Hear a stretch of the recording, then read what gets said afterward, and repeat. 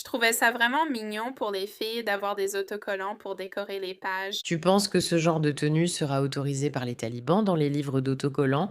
Non, ma belle, non, elles ne le seront pas. En fait, on s'est rencontrés sur Snapchat en juillet 2024 et on ne s'est vu en vrai qu'en décembre 2024. Quoi, tu veux dire qu'un homme afghan t'a trouvé sur les réseaux sociaux et t'a convaincu de partir vivre avec lui?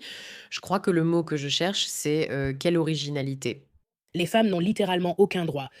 C'est ce que tu vas vivre. Selon mes recherches, son mari a demandé un visa pour les États-Unis, mais il a été refusé car l'Afghanistan est sur liste noire. Cette femme idiote déménage en Afghanistan pour épouser son petit ami. Elle est américaine, elle est progressiste et elle est stupide.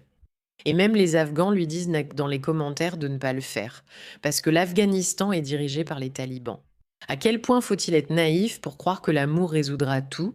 Elle ne contacte pas les djihadistes radicaux. Voyons la suite. Une femme des États-Unis fait actuellement le buzz sur Internet parce qu'elle, tenez-vous bien, déménage en Afghanistan pour son mari qu'elle a rencontré en ligne. Tellement stupide. Littéralement. Elle reçoit des papiers d'identité pour l'Afghanistan, actuellement contrôlé par les talibans. Je rappelle à tout le monde que l'Afghanistan figure sur la liste des pays à ne pas visiter pour les Américains, mais cette fille insiste vraiment pour s'installer en Afghanistan. Elle dit que sur Internet, on lui a dit de ne pas aller en Afghanistan le 17 août pour rejoindre son mari. Alors, que va-t-elle faire? Découvrons-le. Elle avance son voyage. J'ai changé la date au 3 août parce qu'il me manque tellement. Parfois, tu vois quelque chose qui te donne juste envie de te déconnecter et de ne plus jamais aller sur Internet. Lorsqu'elle déménagera en Afghanistan, elle ne sera probablement plus sur Internet. Ils n'aiment pas vraiment les réseaux sociaux, et surtout pas que les femmes soient présentes sur les réseaux sociaux. Non, ce n'est pas le cas et elle est complètement stupide. Et je pense qu'en tant que société, nous devons nous demander comment il est possible qu'une fille en Amérique puisse prendre une décision aussi idiote. Un geste idiot, insensé, stupide.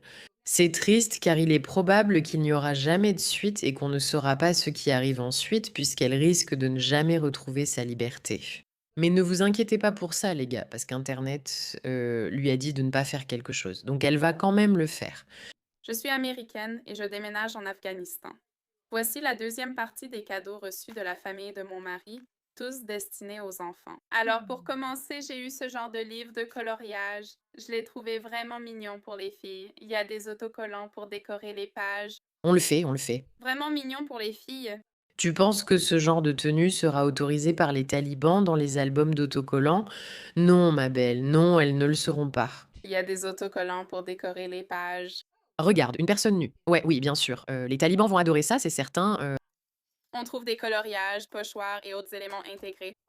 Et puis j'ai pris un livre de Spider-Man pour les garçons juste pour lire. Comme c'est stupide. Pour aller avec ça, quelques crayons de couleur et des tailles crayons mignons. J'ai aussi pris des puzzles, dont un Toy Story de 48 pièces. Tu penses littéralement que tu vas aller en Afghanistan, vivre sous les talibans et tu es concentré sur quel jouet acheter à ces enfants. Pourquoi tu ne leur achètes pas des kits anti-viol? Cottage de 350 pièces, puzzle coloré de 500 pièces. Je peux pas regarder ça, est-ce que ça existe vraiment en Afghanistan? Mais est-ce que c'est le cas? Pareil pour celui-là. Je trouve ça vraiment mignon, tu peux le construire puis le garder et l'exposer où tu veux. Et pour finir, j'ai pris ces cartes Bob l'éponge. Franchement, je crois n'avoir jamais vu quelqu'un d'aussi délirant sur Internet. Écoute, je passe ma vie à regarder des trucs stupides sur Internet et pourtant, je ne sais toujours pas. Je crois que cette idiote remporte la palme. Elle rafle tout. Regarde sa réaction exacte. Internet m'a dit de ne pas aller en Afghanistan le 17 août pour être avec mon mari. Donc, je l'ai changé pour le 8 mars. N'est-ce pas absolument déchirant? Voici le gars, au fait. Les paris sont ouverts. Les paris sont ouverts. Est-ce que ça va être un bon gars? Est-ce que ça va être le gars dont tout le monde rêve d'épouser, de traverser le pays avec lui? Vous savez, quand je me réveille et que je pense à une histoire d'amour en voyageant à travers le monde, j'imagine Paris. J'imagine l'Australie, même si l'Australie ressemble un peu à l'Afghanistan de nos jours. J'imagine l'Italie, quelque chose de lointain, de sexy, de beau. Je n'imagine pas du tout les talibans parce que je ne suis pas stupide. On s'est rencontrés sur Snapchat en juillet 2024 et vus en vrai seulement en décembre 2024. Je veux dire quoi? Tu veux dire qu'un homme afghan t'a trouvé sur les réseaux sociaux et t'a convaincu de venir vivre avec lui. Oh, Je veux dire comment? Quel est le mot? Je crois qu'il y a un mot pour ça, il y a un mot pour ça, j'en suis presque sûre. Je pense que le mot que je cherche, c'est ça, quelle originalité. Ce n'est pas comme si les talibans étaient connus pour essayer de recruter des gens des pays occidentaux pour les rejoindre, n'est-ce pas? Non. Snapchat. Au départ, je ne cherchais pas vraiment de relation, mais on a échangé nos numéros WhatsApp. Je suis conductrice de camion, donc je peux discuter toute la journée. Et il était très facile de lui parler. Quand je dis parler, je veux dire qu'on parlait pendant 12 à 15 heures par jour, voire même plus que ça. Donc même si on ne parlait que depuis environ 5 à 6 mois avant de se rencontrer en vrai, honnêtement, j'avais l'impression de ne pas rencontrer un inconnu parce qu'on avait passé tellement de temps à apprendre à se connaître au téléphone, à discuter, que quand je l'ai rencontré, j'avais l'impression de le connaître depuis toujours. Donc, à ce stade, ça fait 2 ans qu'on est dans une relation à distance, enfin pas tout à fait 2 ans, mais presque 2 ans, et je suis tellement prête à être avec lui, que ce soit ici aux États-Unis ou en Afghanistan. Aussi, et ça c'est juste mon avis, je pense que plus de femmes aux États-Unis devraient sortir des sentiers battus et fréquenter davantage d'hommes en dehors des États-Unis. Oui, oui, oui, sortez avec des Italiens, sortez avec des Européens, ne sortez pas avec les talibans. Non, ne le faites pas. C'est une idée stupide. Plus d'hommes en dehors des États-Unis. Faites ce que vous voulez parce que les hommes, j'ai l'impression qu'ici aux États-Unis, ce n'est vraiment pas ça. Le contenu Red Pill, le 50-50, franchement, je n'ai jamais pu comprendre ça. Et je pense que les hommes qui viennent d'autres pays ont été élevés avec des valeurs différentes concernant la famille. Oui, genre bam, bam, bam, quand ils ne t'écoutent pas. C'est une grande valeur des talibans, tu devrais te renseigner. Bam, bam, bam, voilà la valeur. Au lieu d'ouvrir ta porte, ils vont faire bam, tu vois. C'est pour ça qu'on doit se battre contre les progressistes dingues. Ce n'est pas juste parce que c'est stupide et qu'il faut faire attention, c'est parce que ça a des conséquences complètement folles dans la vraie vie. Cette femme qui part en Afghanistan, honnêtement, si le gouvernement américain tenait vraiment à elle, il ne la laisserait pas partir sans rire. Personne ne devrait la laisser monter dans cet avion, personne ne devrait lui permettre d'aller en Afghanistan. Évidemment, elle a son libre arbitre, elle peut faire ce qu'elle veut. Le gouvernement ne devrait pas intervenir à ce niveau-là concernant où vous voyagez et comment vous voyagez. Je veux juste dire que vous savez plus théoriquement, ces personnes sont en fait tellement convaincues de leur folie, qu'elles pensent pouvoir aller vivre avec les talibans et qu'elles iront bien. Partenariat, évidemment, chaque relation est différente, chaque homme est différent. C'est juste mon expérience personnelle. Et prendre le risque avec quelqu'un dont je n'aurais jamais pensé tomber amoureuse a été la meilleure décision que j'ai jamais prise. Waouh, ta meilleure décision, jeune fille adorable, tu devrais peut-être faire des choix plus sûrs. Je n'aime pas mettre de produits sur ma peau car je déteste la sensation collante ou la peau obstruée. Je veux juste me sentir propre, même si ne pas avoir de routine visage semble presque criminel. Mais maintenant que j'ai trouvé OneSkin, je dois peut-être admettre que je me trompais depuis le début. Vous voyez, je ne suis pas encore vieille, mais dernièrement, j'ai remarqué un changement sur ma peau qui a décidé qu'il était temps de vieillir. Et franchement, c'est vraiment, vraiment pas sympa. Mais après que mes amis m'ont beaucoup poussé à l'essayer, j'ai décidé d'essayer et oui, je suis maintenant une femme changée.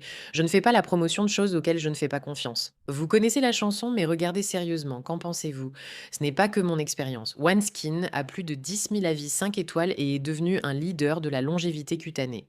Je dois vous avertir que, contrairement à ce que l'Internet veut vous faire croire, vous n'avez pas vraiment besoin d'une routine compliquée pour avoir une plus belle peau. Après plus de 10 ans de recherche sur la longévité, le peptide OZO1 de OneSkin cible les signes visibles du vieillissement pour révéler une peau plus saine dès maintenant et en vieillissant. Profitez de 15% de réduction avec le code MEIRA sur oneskin.co. MEIRA, offre limitée. C'est 15% de réduction sur oneskin.co avec le code MEIRA. Après votre achat, ils vous demanderont où vous avez entendu parler d'eux. Alors s'il vous plaît, soutenez notre émission et dites-leur que c'est nous qui vous avons envoyé. Juste un rappel à toutes les personnes qui ne sont pas informées de ce qui se passe réellement en Afghanistan, parce que c'est vraiment très grave. Je suis là pour vous. Je viens de tomber sur la vidéo de cette jeune femme qui raconte qu'elle déménage des États-Unis vers l'Afghanistan pour être avec son mari. Je regarde les commentaires pour être sûre de ne rien avoir raté. Il y a des femmes afghanes dans les commentaires qui lui disent « Fille, ne le fais pas, ne le fais pas ». Et elle, de son côté, elle dit « Suivez mon parcours, suivez mon parcours, suivez mon parcours ». Franchement, fille, t'as grandi aux États-Unis, t'as rencontré cet homme une seule fois. Au Pakistan, tu n'y es allée qu'une seule fois. On dirait une opération psychologique. Tu penses que c'est juste un faux compte d'IA ou quelque chose comme ça? Pas un compte d'IA, mais juste un faux compte afghan? Pour essayer, tu sais, de convaincre les femmes américaines de faire ça, genre c'est ça qui se passe ici. Tu vas déménager en Afghanistan où les femmes n'ont littéralement aucun droit. Tout ce qui dépasse le choc culturel, c'est ce que tu vas vivre. D'après mes recherches, son mari a tenté d'obtenir un visa pour les États-Unis, mais il a été refusé car l'Afghanistan est sur liste noire. Le fait que tu choisisses l'Afghanistan alors que la Jordanie est une option, même si je ne la recommande pas, est surprenant. Et ce n'est pas une critique envers la Jordanie. Je le dis surtout parce que tu as grandi aux États-Unis, où les coutumes, les normes culturelles, tout est tellement différent. J'ai vraiment du mal à comprendre ça. En tant que femme, on doit apprendre à écouter et à faire preuve de discernement. D'autres femmes te transmettent leur expertise, leur savoir, des informations de fond, tu vois. Elles ont vécu ces expériences. Et tu choisis de fermer les yeux, tu choisis d'ignorer tout ça, parce que tu es tellement amoureuse, tellement amoureuse, tellement amoureuse, mais l'amour ne va pas te sauver une fois que tu y seras. Combien de fois des couples mariés depuis des décennies t'ont-ils dit que l'amour ne suffit pas? Comment ton amour va-t-il dépasser les normes sociales auxquelles tu n'es pas habitué? Comment ton amour surpassera-t-il les lois et coutumes des talibans? Tu dis vouloir nous informer, mais ma fille, tu n'auras même pas accès à Internet. Je sais déjà comment ça va se passer parce que j'ai déjà publié une vidéo d'une femme américaine qui voyage en Afghanistan pour découvrir quels droits elles ont ici en Amérique qu'elles n'ont pas en Afghanistan. Et voici cette vidéo, regardez. C'est vraiment aussi grave que ça en Afghanistan en 2025. Je suis venue ici pour mieux comprendre en tant que femme moi-même, et voici ce que j'ai appris. Voici 5 choses qu'il est aujourd'hui interdit aux femmes de faire en Afghanistan. Premièrement, les femmes n'ont pas le droit d'apparaître ou de parler dans les médias, à la télévision, à la radio ou dans le journalisme. Sur les réseaux sociaux. Souvenez-vous-en, les gars. Les femmes sont également interdites de prier dans les mosquées et doivent prier à la maison. Les femmes ne sont également pas autorisées à recevoir une éducation après la 6e année. Aller dans les parcs et faire de l'exercice est également interdit aux femmes, ce qui les limite dans de nombreux espaces extérieurs. Enfin, les femmes doivent également manger dans des espaces désignés dans les restaurants. Donc, pour répondre à votre question, oui, les droits des femmes en Afghanistan en 2025 sont vraiment à ce point bafoués. Voilà. Pourtant, il y a encore des femmes américaines qui se rendent en Afghanistan. Faites-le. Ça me brise vraiment le cœur. Cette vidéo est bouleversante, c'est ridicule, et il est facile de se moquer des Américaines qui vont là-bas, car pourquoi choisir cela? Mais je ne peux pas m'empêcher de penser à toutes les femmes afghanes qui n'ont pas choisi ça, qui ne peuvent pas s'instruire, qui ne peuvent pas sortir, qui ne peuvent pas prier dans les endroits où elles veulent être priées, qui ne peuvent pas aller dans les parcs, qui ne peuvent pas. Les restrictions imposées aux femmes afghanes sont folles, folles, folles. Et le fait qu'une société ait réussi à convaincre ses propres femmes que leur société, la société américaine, est pire que l'Afghanistan, que l'amour triomphe de tout. Je veux dire, ça me sidère littéralement, littéralement, littéralement. Merci de votre attention à ce sujet.